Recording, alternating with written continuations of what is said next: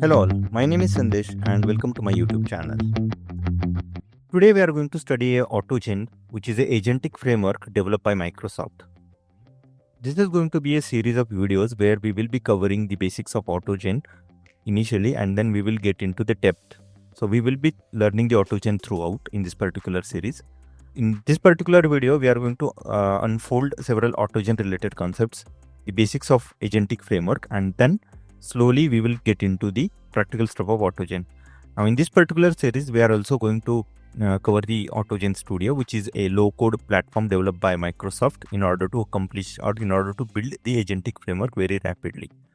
And why we are studying the AutoGen specifically? Because AutoGen helps us build the agentic framework very rapidly as compared to the other agentic frameworks that are available in the market.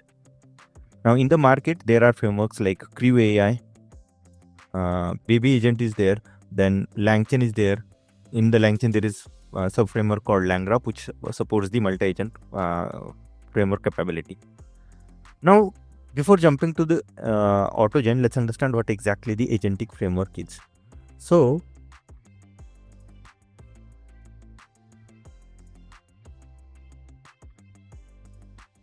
basically how LLM application works. To the LLM application, we pass a input message or a user question and then it generates the output. Now, this LLM has several configurations. To this LLM, we pass prompt.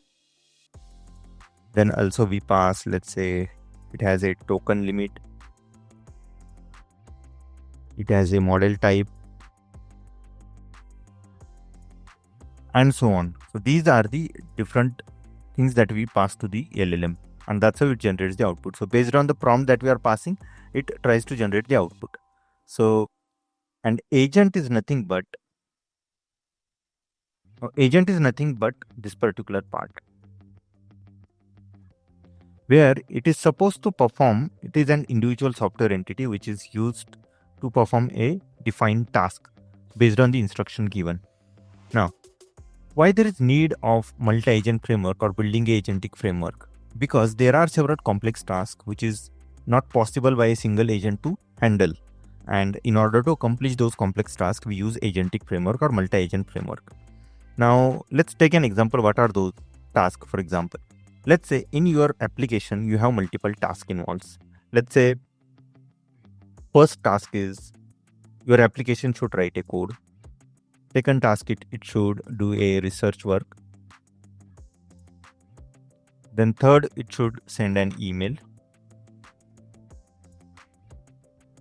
And so on. Now, in this particular case, if you are asking your single LLM model to generate all these or to accomplish these three tasks, then definitely it is capable to do that, but it will not give the accuracy up to the mark. And that's where, because you need to include all these details into the prompt. And we know that there are limitations while giving the prompt to the LLM model. We need to take care of tokens that we are adding into the prompt. And that's where we cannot give detailed prompt. And if you are adding a lot of things into the prompt, then again, model gets confused. And that's where the agentic framework, what it suggests is you build separate agent for code. You build separate agent for research work. You build separate agent for sending email. And that's how you will be able to perform multiple tasks with multiple agents. And for this one, there will be a separate LLM. For research work, there will be a separate LLM where you will pass separate prompt. Let's say if this research work is related to data science, then you will add the prompt according to the data science. That's where these two prompts are different to two different agents. And this email, you will have a third agent which will perform the email sending part. Now, what is the advantages of using this particular technique is, let's say for code generation, let's say you are using GPT-4 model. For research work, you may use, let's say, again GPT-4 model. For email sending, let's say generating email is not a big task. Your open source model can also generate email. So here you can use a Llama model.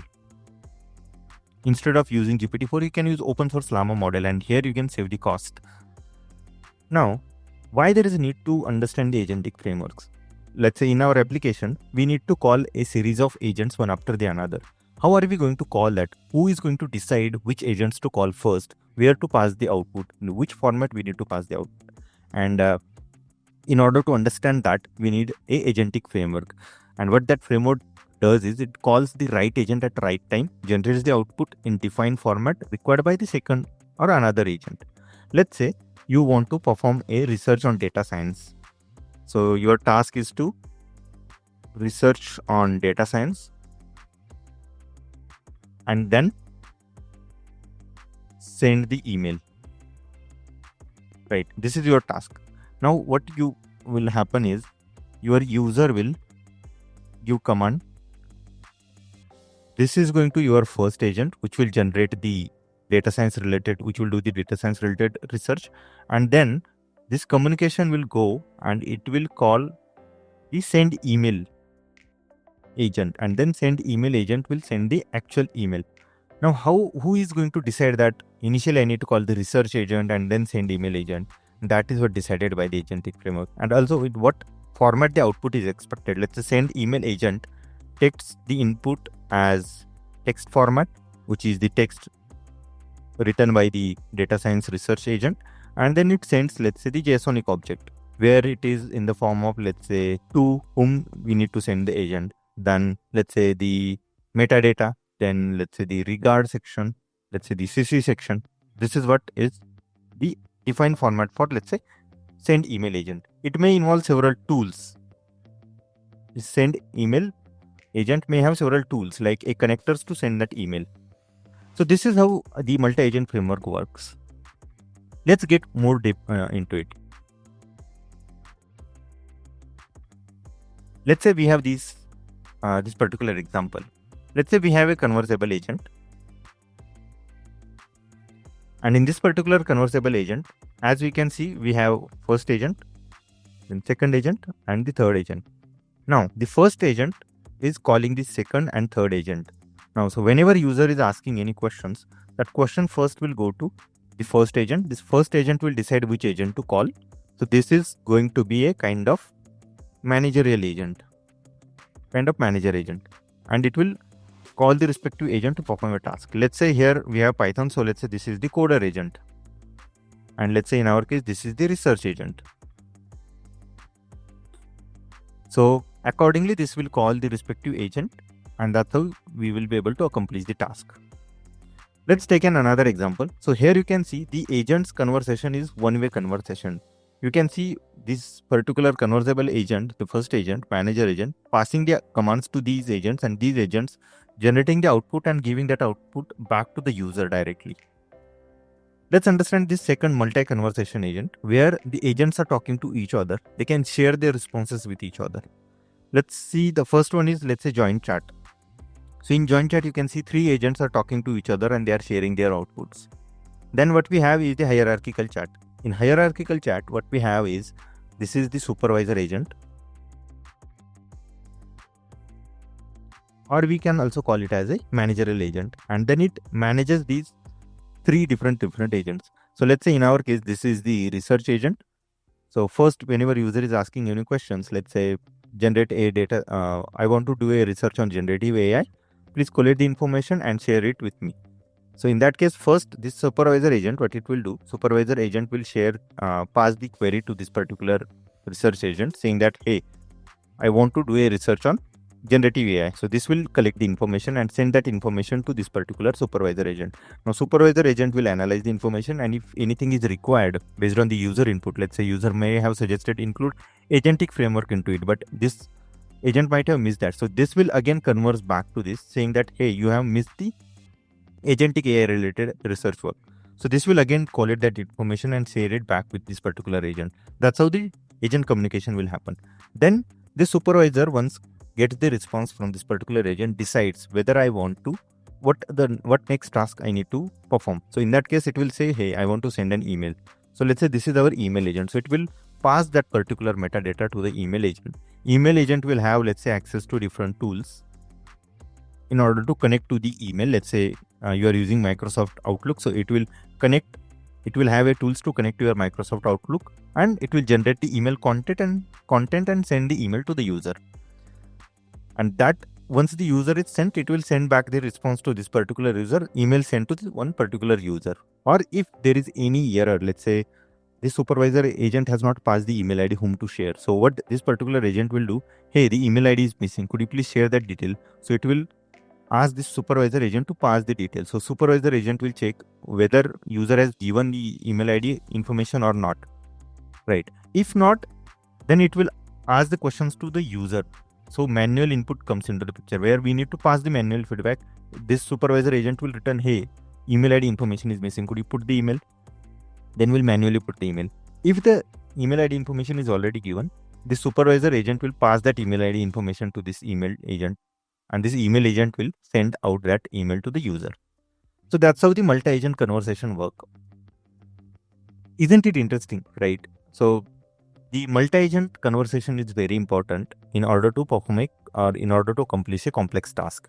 And this particular feasibility is provided with the help of AutoGen. Let's study one more example.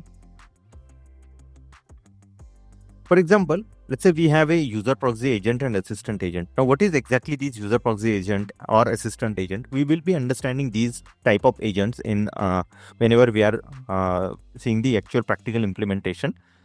But for now, let's understand user proxy agent is nothing but the agent which is performing the proxy of user. In the application, sometimes we need to perform some manual actions, and those manual actions is taken care with the help of proxy agent. For example, let's say code execution part.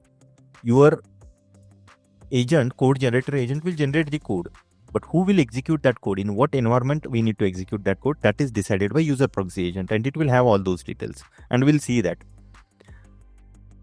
And assistant agent will assist to the user proxy agent. Whatever details user proxy agent is asking, this assistant agent will collect that information, share it with the user proxy agent.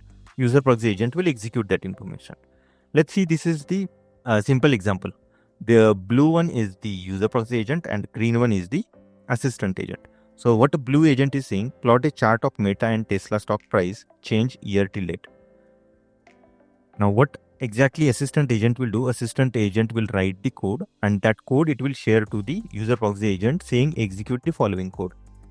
Now this particular user proxy agent will try to execute the code, but let's say there is some error. Let's say Y Finance package is not installed.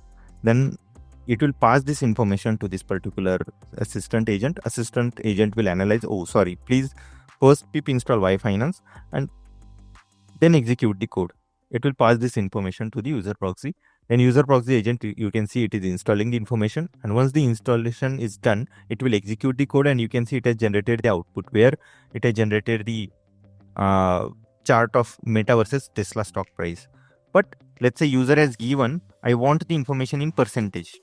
So what this particular user will proxy agent will do, user proxy agent will validate this particular information that it has generated, and after validation it gets to know that okay, we need the information in plot percentage. So it will pass that information back to the assistant agent, and then assistant agent got it. See, got it. Here is the revised code. It will send that revised code back to the user proxy agent. User proxy agent will now generate the chart in percentage versus month. And that's how the final task is accomplished. Now you can see how the multi-agent conversation happened between agents. There are multiple conversations happen from user proxy to the assistant, and again from assistant to the user proxy in order to accomplish a final code. So that's how exactly the multi-agent conversation works. I hope you have got the good understanding of how exactly the multi-agent conversation works, or how exactly the agentic framework works. Now, in the first go, we are going to study how we can build this particular framework with the help of Python code. It's very simple. The Python code is not that complex. We will see how we can build those, how we can call the LLM, how we can define different LLMs to different agents, and then we can decide how to write those prompts and how to build the connections between the agents in order to accomplish a task. So let's jump into the coding part, and we'll try to build a simple agentic framework.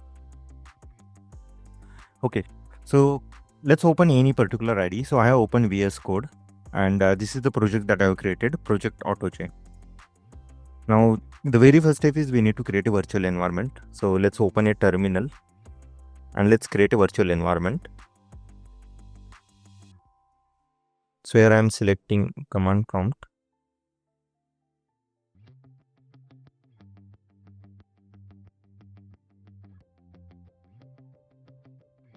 So you can use this particular command python -m venv and the name of virtual environment. So we are giving venv as a name.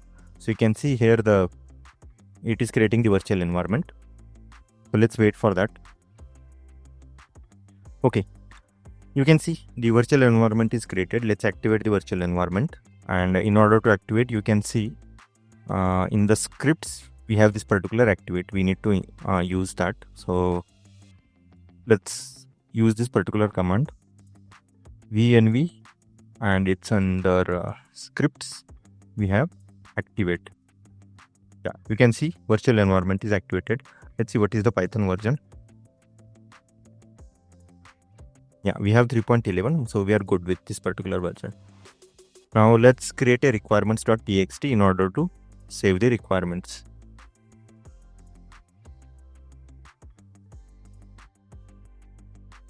So we have created requirements.txt, and we need to install two dependencies. First one is AutoGen, and then AutoGen agent chat, and we can install a specific version of that is 0.2. Now let's create a main file.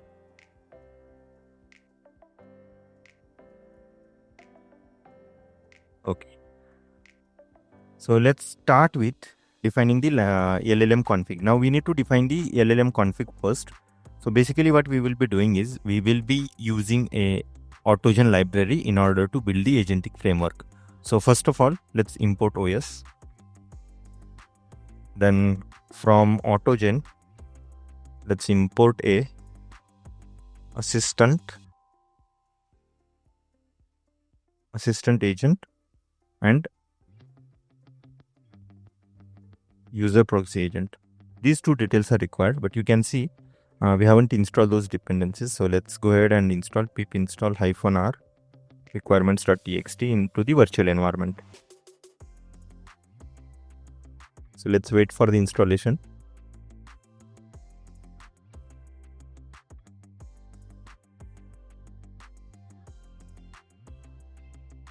Okay, you can see now the installation is done. We have installed all the dependencies. So let's refresh the environment. Let's activate the virtual environment. So under project AutoGen, this is the virtual environment. So inside scripts, we will find Python files. So let's select that. We are selecting this particular interpreter. Okay, so we have selected the interpreter. Let me close and open the main.py again. Okay, now you can see we have imported user proxy agent, assistant. Okay, there is some error. Yeah, you can see both the things we are importing. Now we need to define a LLM configuration. Now to define a LLM configuration, we can use this particular line of code, where we need to pass in the configuration list, we need to pass the model, let's say GPT-4 model and API key. Now this particular API key is your OpenAI API key. Now instead of using OpenAI key, what I am going to use is the Azure OpenAI deployment. That's what we are going to use in this particular series. But if you want to use a OpenAI key directly, if you have a ChatGPT subscription, you can grab your API key and pass here. I am going to comment out this particular code, because if you really want to try with that particular with GPT-4 or with your OpenAI subscription, you can pass those details here. What we will be doing is we will be using a Azure OpenAI service. So let me go ahead and log into Azure OpenAI portal. So you can go to portal.azure.com, and for this you will need a active subscription. I have already an active subscription where I have selected pay as you go option. Now what you need to do is you need to create a resource group first, and under that resource group you need to create a OpenAI service. So this is the Azure OpenAI service. It's very simple. We just need to create a resource group, and then inside that resource group we need to create a Azure OpenAI service. So this is the Azure OpenAI service that I have created. So let me open that particular and launch the service, or let me cover that part as well. Okay, so I have removed my resource group and the Azure OpenAI service that I have created, and let's create a new. So you can go to resource group. You can search on the top if it is not available, and in the resource group you can click on create. Now, why we are learning this particular way of accessing or using the large language model? Because ideally in the organizations, right, we don't directly use the subscription provided by the OpenAI services because there are chances of data leakage and whatnot. And that's the reason, right, in most of the organization where, let's say, if your organization is using any cloud services like Microsoft, then they mostly use the LLM through Azure OpenAI, not the direct OpenAI service provided by the OpenAI. And that's the reason we are learning this particular way. So let's go into the resource group and hit on create. And also with the help of OpenAI subscription, right, it is very straightforward. For practice purpose, you just need to copy the key. You don't need any further configuration setup. But whenever you are using Azure OpenAI, there are several configurations that we need to do, and that's where you will be able to understand those configuration details as well. And that's where I'm covering this particular part. So let's say Azure subscription 1. This is the subscription that I have created. Resource group name, let me give it as RG as resource group and AutoGen. And it's under East US 2. So let it be. Hit next. No need to worry about these checks. We can directly go ahead and create. So you can see the resources created. We can go to the resource group. You can see we are under the resource group now. Now the next one is OpenAI service. You can search Azure OpenAI. This is the service. Now what exactly this service is? Now the OpenAI or large language models that you want to use, let's say GPT-4 model, those models you will be able to consume through Azure OpenAI. Now Azure OpenAI, right, it has given the APIs with which you can access those deployed models, or you can deploy your new models. There are other functionalities that it serves, like you'll be able to train, or you will be able to fine tune your models, large language models. And there are other services like you will be able to use RAG operations. Everything is, all the services are provided by Azure. If you want to build a RAG application, then the Azure AI Search is a service provided by Microsoft Azure, which helps you store your embedding vectors. And that's how there are other services that are available, and I will cover those services in some other videos. For now, let's get started. So OpenAI is you can see it is AI Foundry. Now they have renamed the services name. So now they are calling it as Azure OpenAI or AI Foundry. So let's click on create.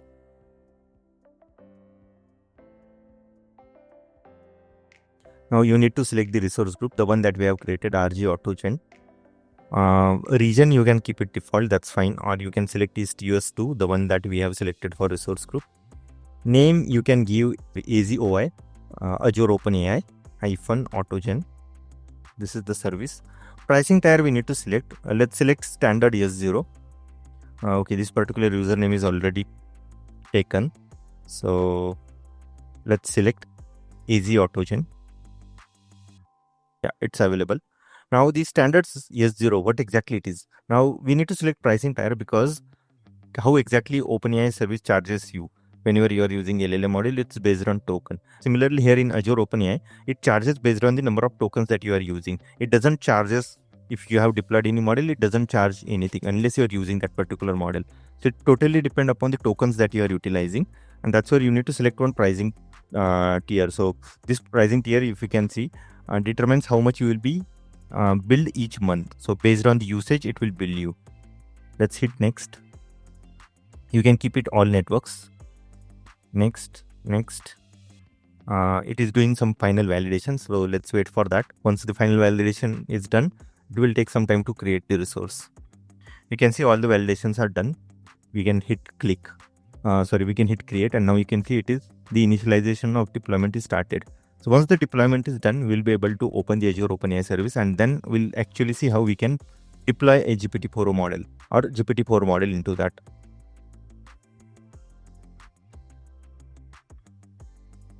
You can see deployment is in progress.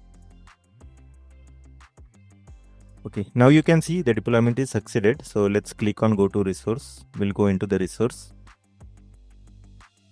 You can see this is the AZ AutoGen that we have created, and you can see this particular option to enter into the Azure AI Foundry portal. Now, earlier the name to this particular portal was Azure AI Studio. Now they have renamed it to Azure AI Foundry, and under the Foundry they have included all AI related activities.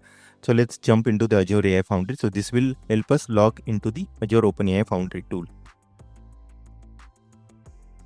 And if you really want to study the Azure OpenAI, then I have already created a separate course on Azure OpenAI Foundry, and that course is available on Udemy. I'll provide the link into the description. So please go ahead and watch that. All the details I have covered, like the fine tuning of application I have covered, the RAG application, how we can develop a generative AI based applications with the help of Azure OpenAI Foundry. And we have built a we have picked up a very good project, and we have done that end to end.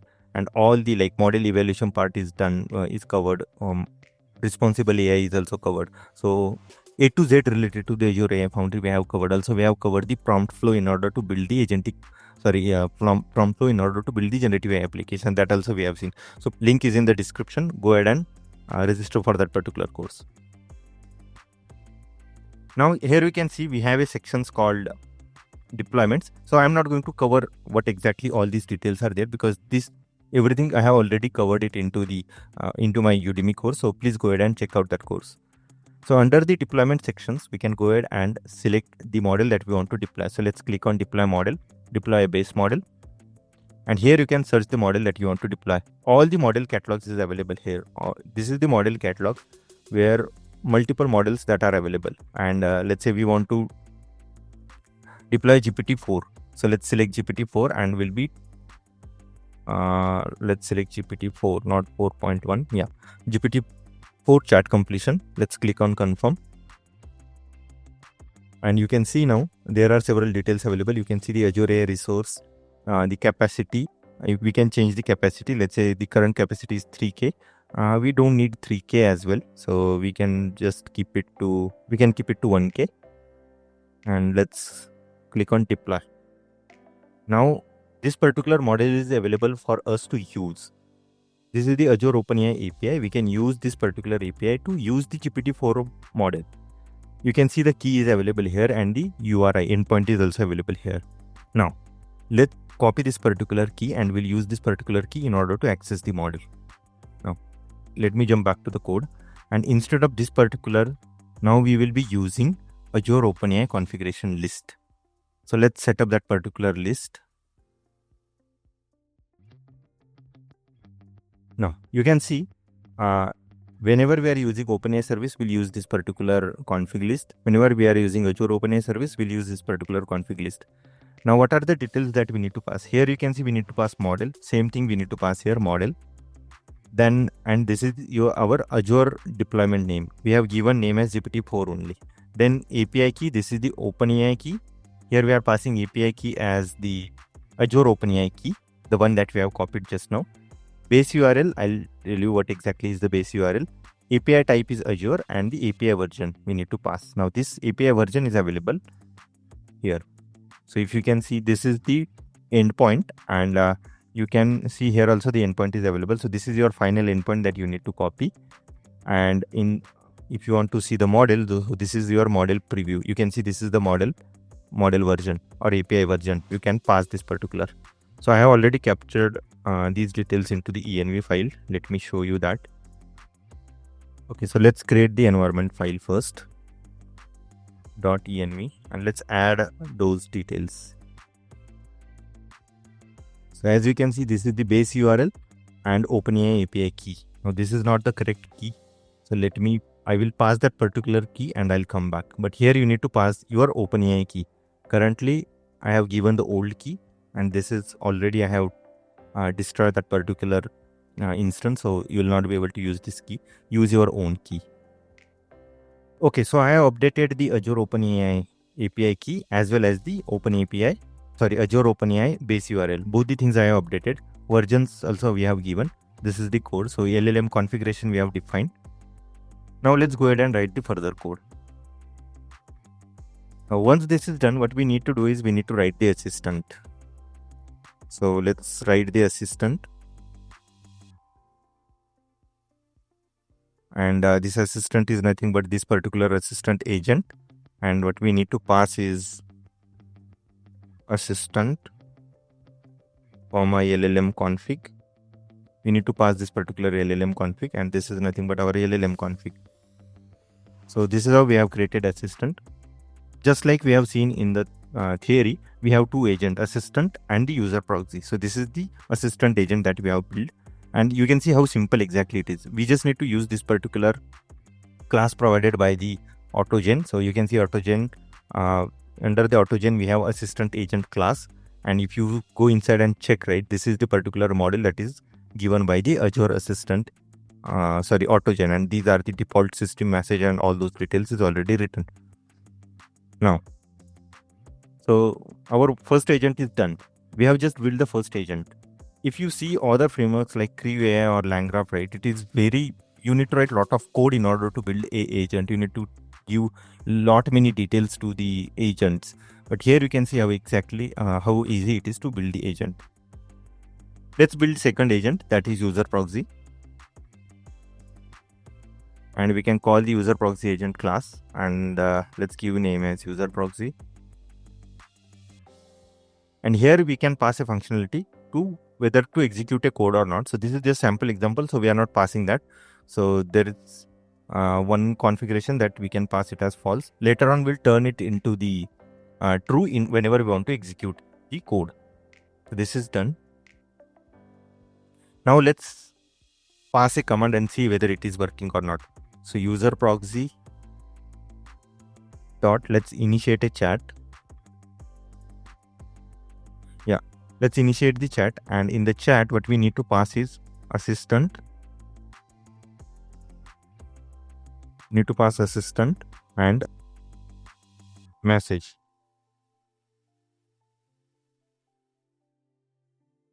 Now in the message, let's ask a simple question.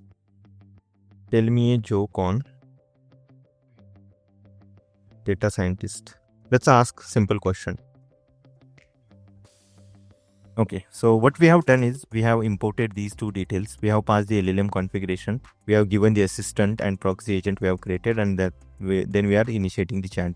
What we have missed is we need to load these environment variables, and in order to load the environment variables, we need a .env, load.env library. So from .env, we need to import load.env,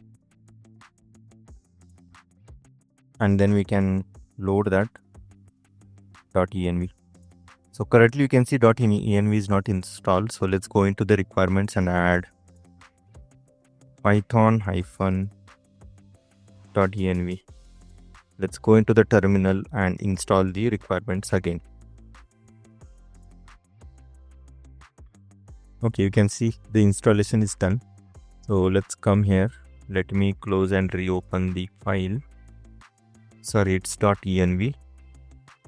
Yeah, .env is loaded. So with the help of .env, we'll be able to load these keys from .env, the file where we have kept all the secrets. In order to run this, let me clear the screen, and okay, let's run this python main.py. Let's see whether the connections are correct or not, and if there are any errors, we'll try to fix that.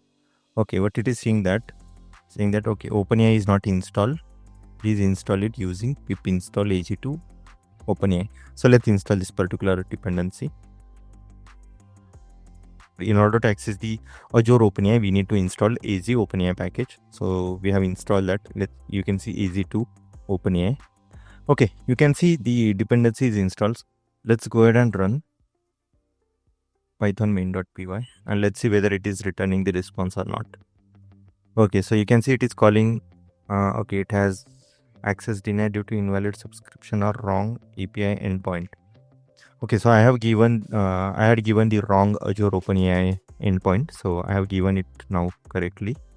So let's clear this screen and run python main.py. So it should tell me a joke now. So basically we have just built two agents. So we'll see how exactly the communication happens, but this is just for understanding purpose we are writing. So you can see it as passing this particular question. You can see user proxy agent to assistant. It is saying that tell me a joke. Now it has given that responsibility to the assistant agent to generate the joke on data scientist. So what it will do, it will generate that joke and then it will return that joke back to the user proxy agent. So let's wait for that. Okay, as you can see, it has user proxy agent has asked the assistant to tell a joke on data scientist. So it has generated this particular joke and then it has sent the terminate message, and now it is on user proxy agent. So what user proxy agent is asking for manual feedback, replying as user proxy, provide feedback to assistant, press enter to skip and use auto reply. So I'm typing exit to end the conversation. And you can see it has terminated the run. So that's how the communication between user proxy and assistant agent happened. And this is just one basic example. In upcoming video, right, we are going to see how exactly the two conversations happens. So that also we are going to cover. So I hope you really like this particular video where we have used a Azure OpenAI service in order to call the OpenAI model, and also we have leveraged the AutoGen framework in order to build the agentic framework. So this is a small agentic framework that we have built, very simple. But yeah, this is how we can add multiple agents, and there are ways where we can control these agents. So I hope you get a thorough understanding of what exactly agentic framework is, how AutoGen is helpful, and how we can call the how we can build a simple AutoGen framework.